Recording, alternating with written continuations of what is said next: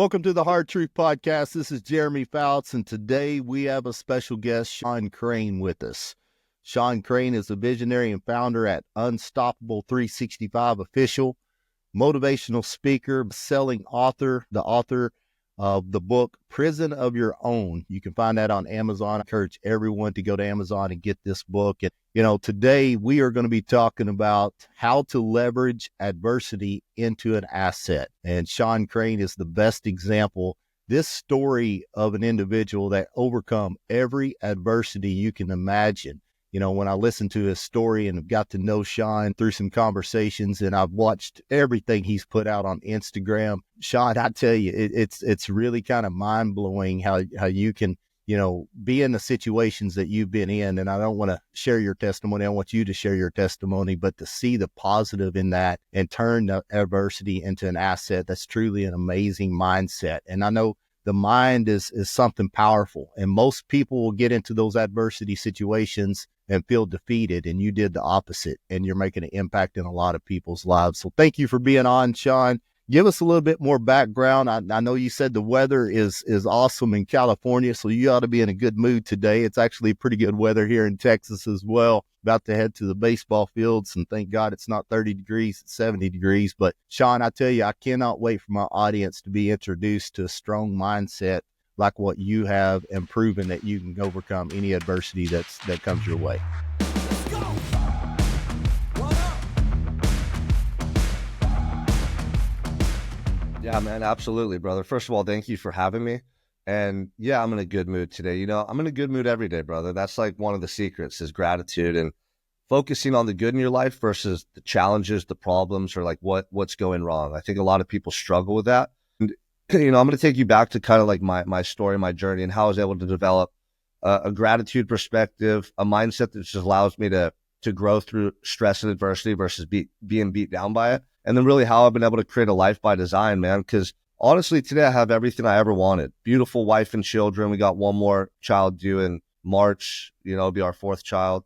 Live in beautiful, sunny Santa Barbara, California, which is like paradise. Own my own company that I founded, which helps men overcome their personal challenges. And just speaking on stages, writing a book, like making an impact. That was all stuff I wanted to do, man, because I know the struggle. Like I lived in the depth of despair for so long. I grew up in Santa Barbara, California.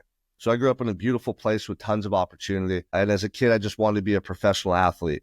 You talk about going to the baseball fields, right? That was my passion. I loved baseball and I was good at it. And I played all sports, basketball, football. I love surfing, but baseball is where I really excelled. And I always just wanted to be like a Red Sox. My family's from Boston. I just wanted to be a professional baseball player, man. And so early in life, that was my world. Sports every day, at school, after school, watching Sports Center. Like I just obsessed over sports. And then at a young age, though, I started seeing bad things at home, noticing my parents were struggling.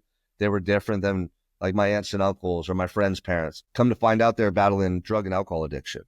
And, I started seeing them fight. I started seeing them intoxicated, and it progressively got worse. At the age of 10, my mom overdosed in front of us for the first time, and she was lifeless on the floor in front of me and my siblings. That happened 3 more times after that.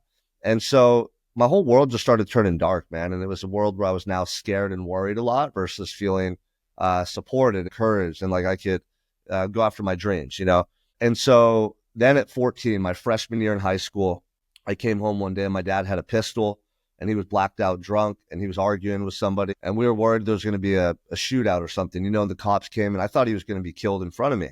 And he surrendered the gun. The cops took him to jail. But then a couple weeks later, it made like that month, my mom, she just fell full blown into her addiction. Rather than stepping up and being there for us as kids, she looked at it as an opportunity to get away from my dad, found a new boyfriend, stopped coming home at night, and she essentially abandoned us, man. So that completely broke me. At 14, I'm trying to figure out who I am as a young man, my direction in life.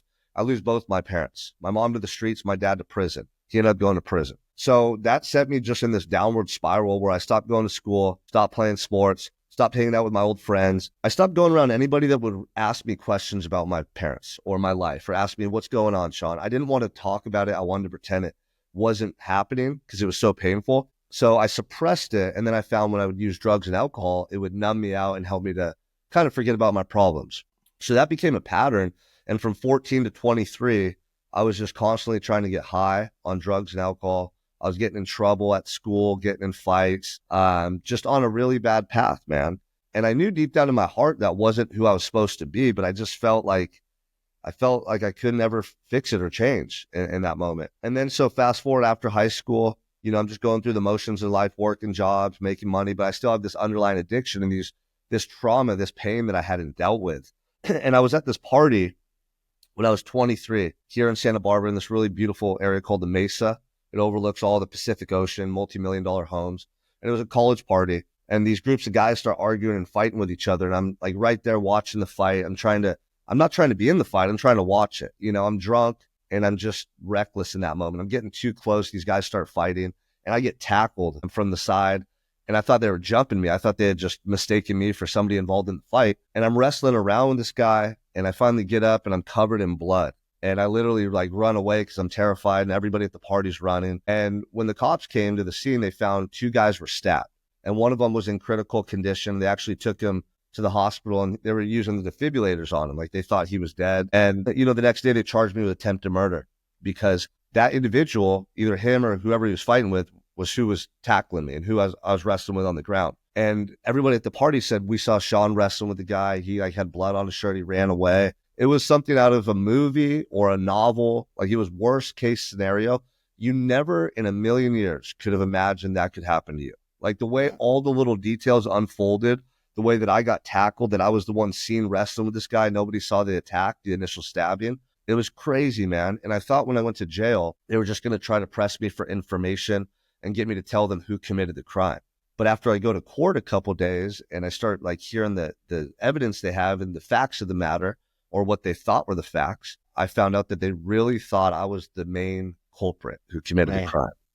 And talk about mind blown. I mean, words cannot depict what I was feeling in those moments. It was surreal.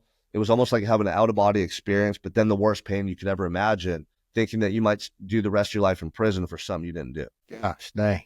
Yeah. I mean, brother, the first day I went to court, I'm walking in all shackled up and like, I'm like a deer in the headlights. I walk in and there's news press, they're writing notes. They're taking my picture. They put my picture on the front page of the news press. And I see my lawyers and I was hoping that they were going to like give me some good information. Like, hey, they know you didn't do it. They're trying to figure out what to amend your charges to or something like that, Instead, my lawyer just rushed over to me and she looked panicked, man. And she's like, hey, I just want to give you a heads up. The judge and the DA have been talking all morning about changing your charges to homicide because the victim's been in a coma going on a week and a half now and they don't think he's going to make it. They think he's brain dead. And I'm like, what the heck? Like, this can't be real, And it was, man. This is the first time in my life in a long time that I couldn't run from a problem. Right. I got put in that cell 24/7, didn't come out for anything. Every once in a while they let you shower, they'd feed you food in the cell, for 8 months, I was stuck in that cell. And so the first couple months were really hard. And then once I got sober and I started just thinking and feeling differently, I started reflecting on my life. Finally, like that fog started to kind of dissipate. For the first couple months, it was so surreal. I was in shock. And then once I started getting some clarity and some sobriety, I'd be sitting there in my cell, man. I just started thinking about my life that I lived and my parents and all the hardships we went through. And I started thinking about that young boy that I was at 12 and 10 years old, 11 years old, who was so passionate about life, who had so much desire to be a good person, who felt fully capable to become a professional athlete or lived an amazing life. And I just started feeling a deep sorrow for letting that kid down, man, for letting those circumstances affect me the way they did, And I started thinking about all the stuff in my life I didn't do, all the things that I wish I would have done differently if I got a second chance. And I started to feel, I believe, what most people feel on their deathbed, which is, you have so much perspective and you start to realize all the stuff we worry about, all the fears, all the doubts, all the time we waste. It's so futile, it's trivial. Like I had taken my life for granted and I had really squandered immense opportunity. And the regret and the pain behind that regret was so devastating to me. It's the worst pain I'd ever known. And in that moment, though, something shifted inside of me, man, where I realized that, like, I don't know what it was, but I just had to figure out what life could be like if I truly did strive to be the person I know I should be. I believe we all have 2 versions of ourselves. The person that like is calling us to be better, face our fears, go after those dreams, build that business, be that good human being, whatever it is, get sober, that conscience inside of us. If we listen to that voice and go down that path, it leads to so much good in our lives. But I think a lot of us get afflicted by that other voice, that voice of fear and doubt. What will people think? What if it doesn't work out? What if I fail? I had listened to that voice for over a decade. I knew what that voice led to. Right. I remember sitting in my cell going, dude, what if I just would have listened to that other voice inside of me? And I had gone after my goals and I had faced my fears. And so in that moment, I made two promises to myself. I said, you know what? That's the person I'm going to be. I don't care if I'm in prison for 30 years. If I get out tomorrow, whatever happens to me, I just got to be this version of myself, my truest best self, right? It was like this deep internal commitment and shift I went through. And the next promise I made to myself in that moment was that I was going to be sober for the rest of my life. And that was because drugs and alcohol had ruined my family's lives. I saw my mother overdose. My uncle died in my garage when I was 19. He overdosed. I saw my dad overdosed when I was 19. I had to give him CPR until the paramedic came. A lot of my friends died accidentally. You know, we're going out drinking at night. We're taking pills and they don't wake up. Just everybody was afflicted, you know? And so I realized that I had so many brilliant people in my family. I felt like I could do so much good in the world, but I had sabotaged that potential with drugs and alcohol. So that was 13 years ago. I made a commitment to be sober and I've been sober ever since. And that was the foundation that I started to build to transform my life, was in that jail cell at that time. 13. So you was in prison, what, 5 years? 5.5 years. Yeah. Then you went in when you was 23?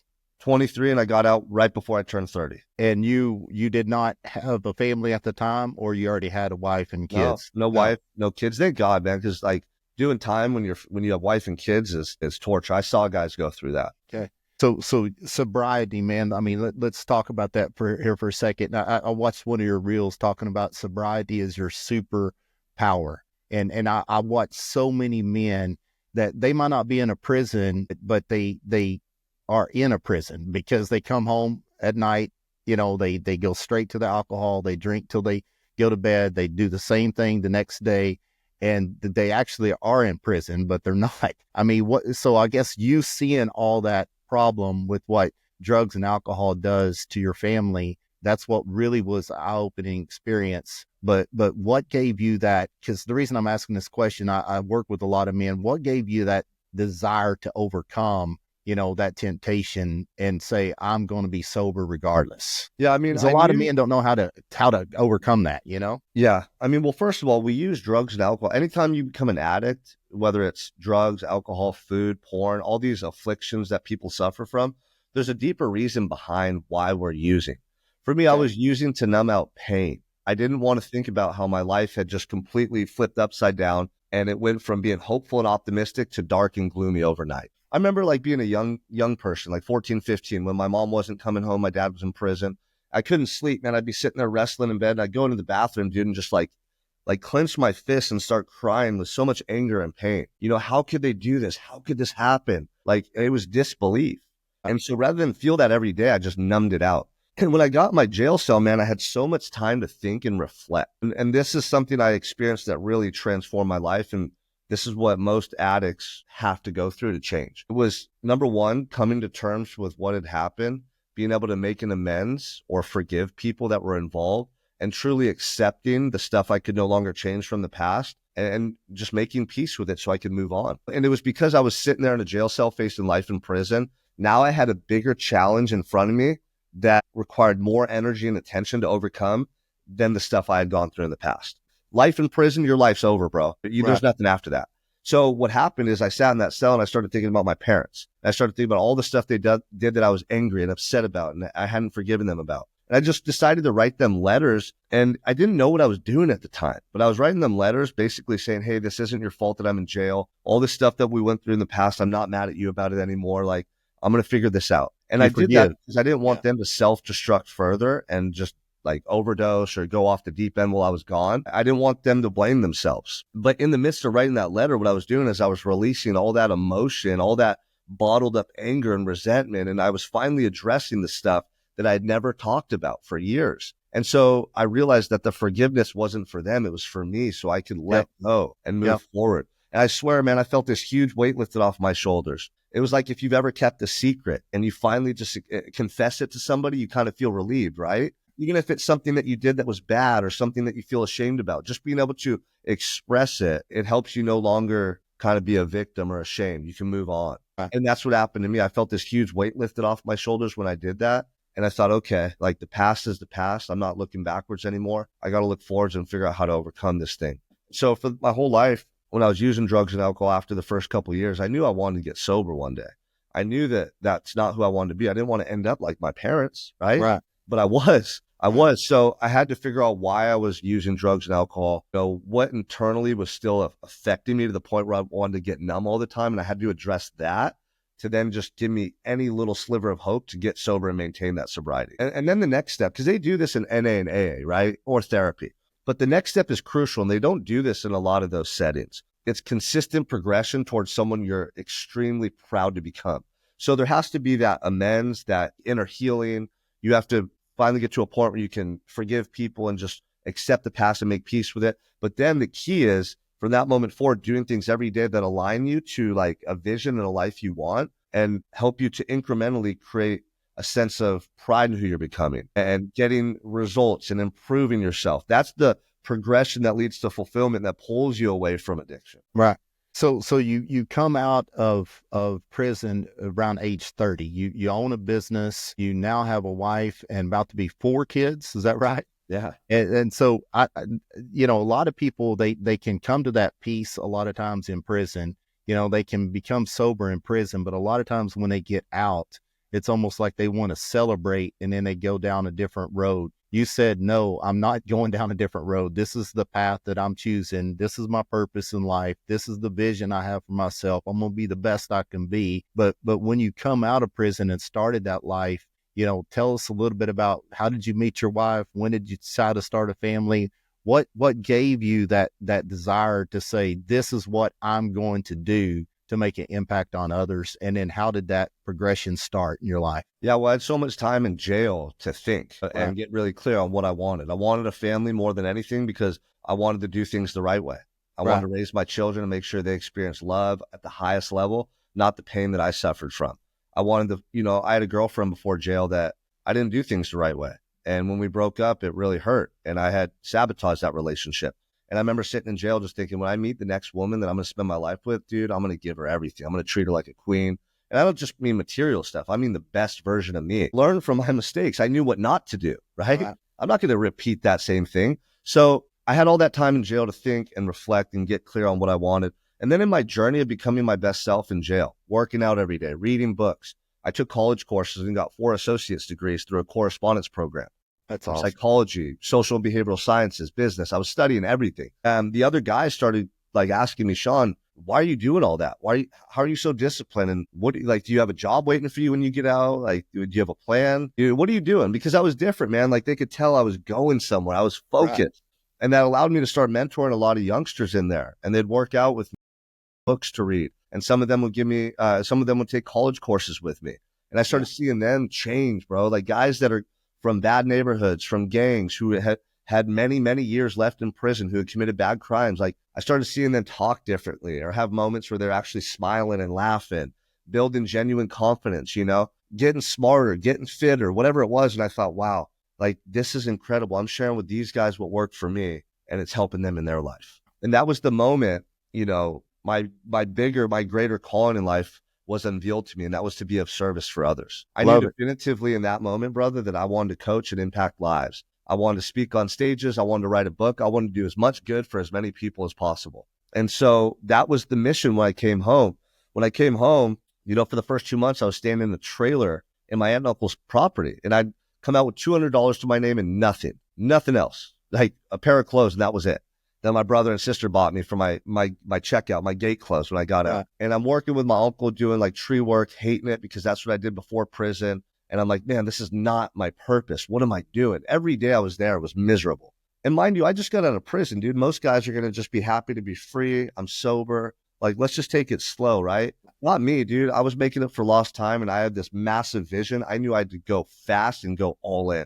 And so after 2 months of living in that trailer, I left back here to Santa Barbara, got a job at a gym as a personal trainer, and started training clients. And I came back to Santa Barbara with nothing, man. I had saved up $1,000. That same day I found a room to rent. I found this old beat up car that I was driving around, just was smashed in on both ends. Then I was training clients at 5 a.m. in the gym. And my first personal training client was a sheriff here in Santa Barbara County Jail. And he knew who I was, you know what I mean?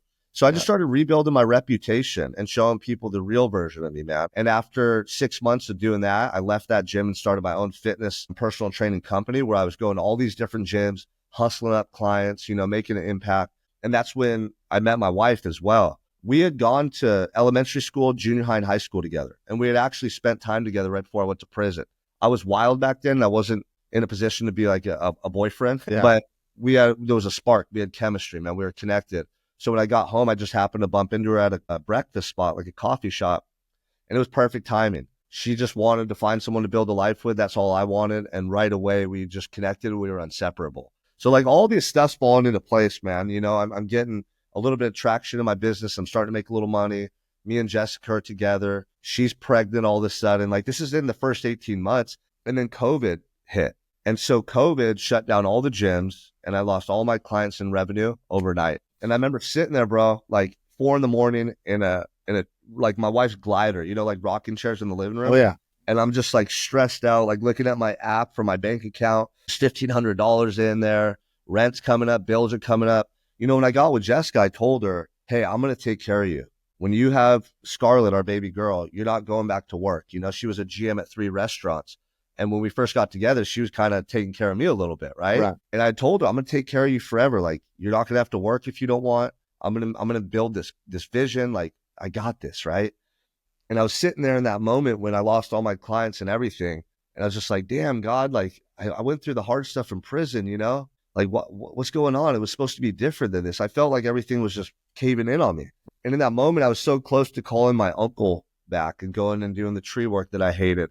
And this is a good learning lesson for people. A lot of people do that. Oh, yeah. When the stress and the pressure get to them, they just try to alleviate it by finding some quick solution. Yeah. But a lot of times that action they take is not the action that's going to align them to who they want to be, right? It's this very difficult situation to be in because people will be like, oh, well, dude, I got to do what I got to do, right? Well, I could have done that and I would have regretted it for the rest of my life. Right. But dude, this is my second chance. God gave me a second chance. Yeah. I was facing life in prison. I got to experience and feel everything that you would feel on your deathbed and then come back and get to do it the right way, right? Yes. It's almost like you died and then came back. Yes. And you got to see everything for what it was. Now you know the truth. Yeah. In that moment, I said, screw that. I'm going to go all in. I know that I'm more than a fitness coach. I'm a life coach. I overcame addiction, battled depression, faced life in prison. I come from a broken home. I changed my mindset. I reprogrammed everything, dude. I could share this with other people, just like I share with the guys in prison, just like I'm helping my fitness clients. And so I just started going on Facebook, man, and doing Facebook Lives and being fully transparent about what I had gone through, what I learned in those moments and how it helps me now. And that's also when I wrote my book, Prison of Your Own. And you talked earlier about addicts being stuck in a mental prison. And that's exactly why I wrote the book. Obviously it shares about my physical incarceration, but when I was physically incarcerated is when I found true freedom. Before jail, I was in a prison of my own. I was addicted. I had trauma. I had a negative mindset. And so when I became free, I realized, wow, I'm the gatekeeper, right? And so a lot of people out here struggle with that. And so I share actionable steps and ways to shift your mindset, break through limitations, operate differently so that you can have a different life. And that's what I started doing, man, ever since. Once I made that decision to go truly all in and build my online business, that first month, I remember I hit like 10K. And as a in-person fitness coach, my goal was always 10K a month. And I never hit it because I'm trading time for money, right? Time for money. My first month online, I hit 10K and I was like, wow, I'm doing it. And the next month I hit like 12, then 15, then 20. I was like, damn, dude, this is incredible. And from there, I just started to build the company. Now I have 15 team members that work with me and other coaches. I have a doctor and a dietitian on staff and, we're doing, 7 figures plus. So it's been an incredible journey, man, from where I was at, just getting out of prison to where I'm at today. And I still feel like I'm just getting started with the ultimate vision of what I want to do on this earth and the impact I want to make. You are just now getting started, Sean. The good book makes it pretty clear the true happiness is to find a way to serve others. And that's why you are having the success you're having is, yes, you want to make income. I mean, you and I both are business individuals and, we understand that we need to make profits in order to be able to do what we need to do in life. But your true passion is to serve others. And I love that story. I know I watched one of your reels and you mentioned it here a few seconds ago, but talking about going all in. And I know you was at that crossroads where you could have said, hey, I'm giving up on self. but you chose the part that says, I'm all in.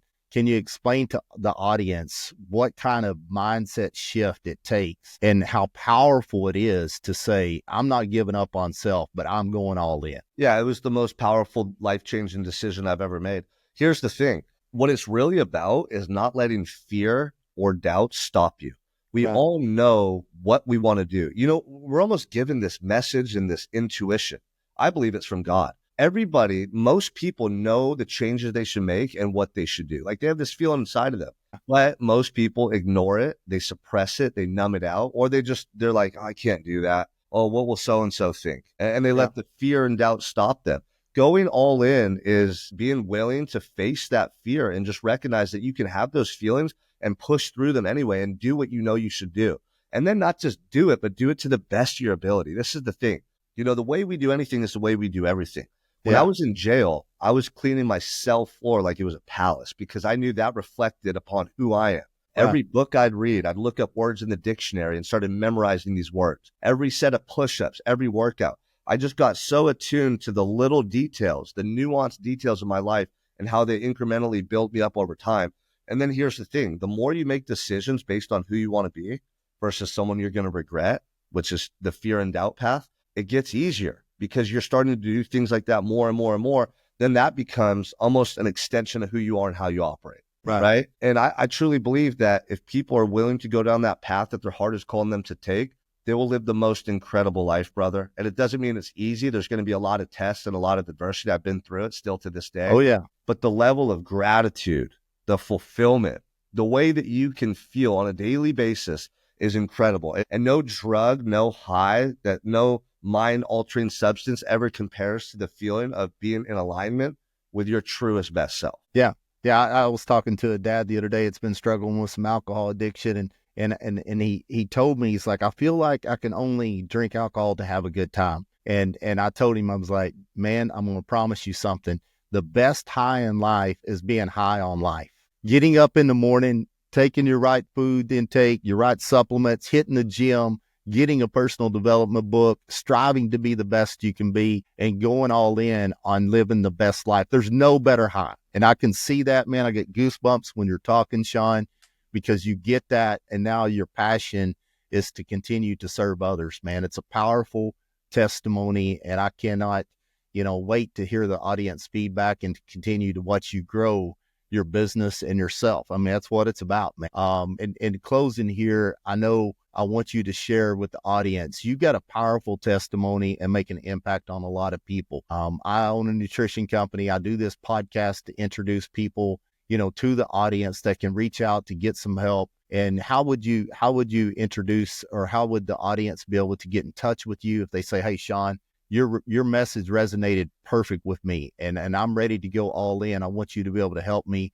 What is the best way for them to get in contact with you? And then also at the end here of the podcast, I always ask my guests to share a hard truth fact. And, I named this podcast, Sean, Hard Truth, because a lot of times when people are searching, they find the easy way out. They find that 30-day, lose 5 pounds. They find that, take this one shot and you're going to look like a Hollywood person, whatever the situation may be. And I can't stand that crap, man. I know you're the same way.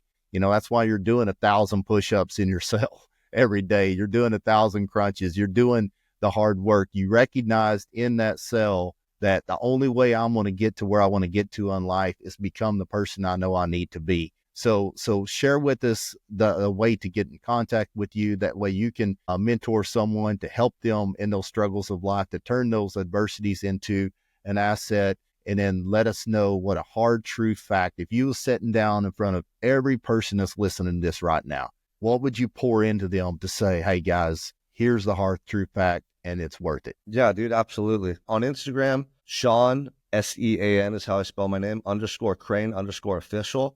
People can follow me and shoot me a message there. I answer my own DMs. On Facebook, it's Sean Michael Crane. You can also go to unstoppable365.com.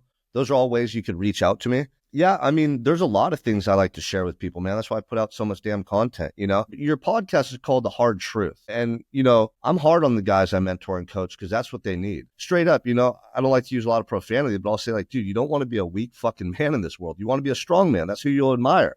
You got to do things every day that build you up so that you're proud of who you see in the mirror, your actions, and that you're living in integrity with who you know you should be. Bro, when you show up as that man, the amount of love and energy you pass on to your family, the way you can run and lead your business and your team members, it's next level.